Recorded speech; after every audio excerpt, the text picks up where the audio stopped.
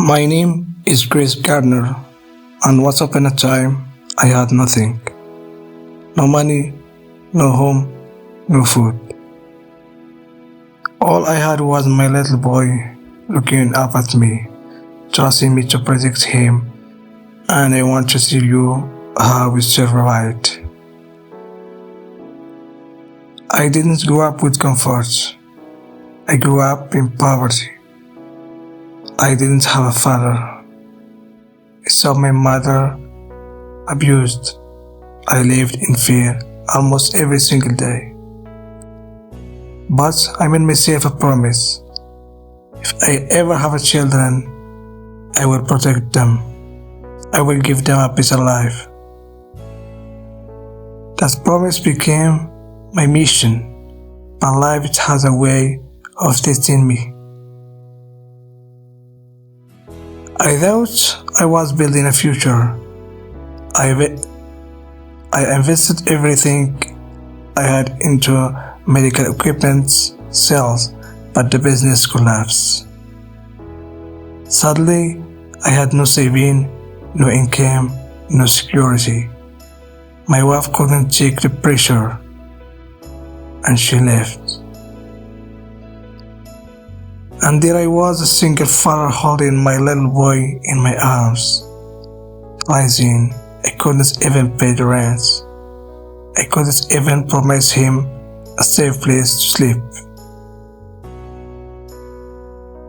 We became homeless.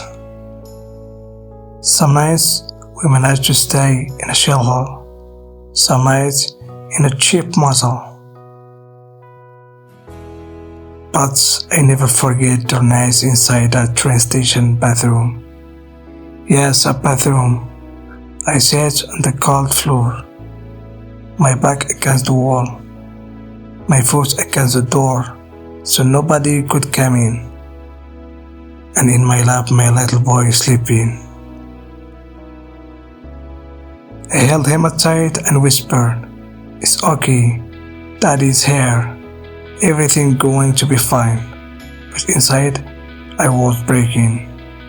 No father wants his child to see him fail. No father wants his child to be homeless. But I couldn't give up, not on him.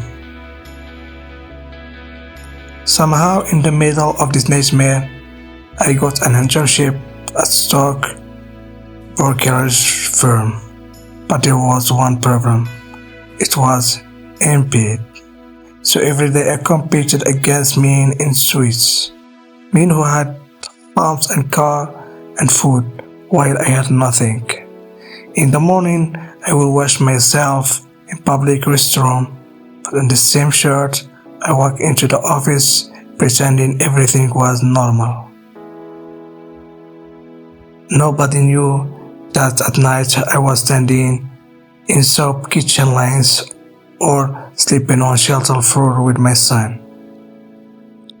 There were nights I didn't eat, just my boy could have a little more.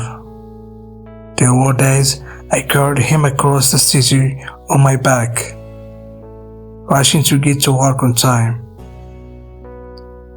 And there were moments when I wanted to give up, but I couldn't. I told myself, if I quit, my son loses everything. If I keep going, maybe we survive.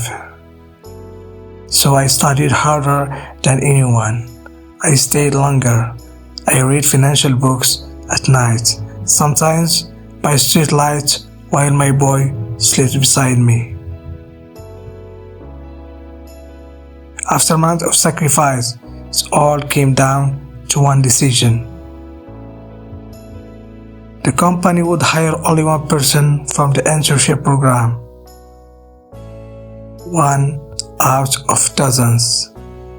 I had no home, no car, no money, just determination. And when the decision was made, against all the odds, they chose me. That moment changed everything. I went from sleeping in bathroom with my son to working on Wall Street. I built a career. I built a life, and years later, I shared my story in a book, The Pursuit of Happyness. That book became a Hollywood movie starring Will Smith. But the movie wasn't about fame or money. It was about love, a father love that refused to give up. Looking back now, I realize money didn't save me. Love did. Love for my son. Love that gave me strength to keep moving when life told me to stop. And I want you to remember this. No matter how dark life feels, no matter how hopeless it looks, if you refuse to quit, if you hold on, if you keep fighting, there is always a way forward. Always. So if you ever feel like giving up, remember my story. Remember a father who once had nothing but a child in his arms and still fought his way to the top. Because maybe, just maybe, your greatest struggle is the beginning of your greatest story.